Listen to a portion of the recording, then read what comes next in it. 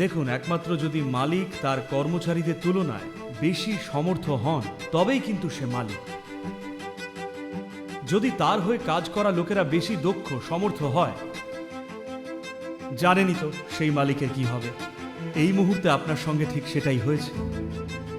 আপনার ভৌত শরীর আর আপনার মনের কার্যকলাপ, আপনি যে প্রাণ বা জীবন, তার চেয়েও বেশি গুরুত্বপূর্ণ আর প্রধান হয়ে উঠেছে। আপনার শারীরিক আর মানসিক ড্রামা স্বয়ং জীবনকেই ঢেকে ফেলছে। আপনার প্রাণ বা জীবনটাই দুর্বল হয়ে পড়েছে।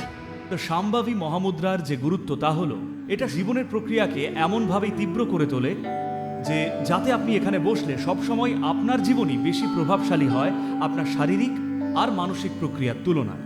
একবার এমনটা হলে শরীর আর কোনো সমস্যা না, মনের গতিবিধিও সমস্যা না। এইরকম হওয়াটা অসাধারণ ব্যাপার।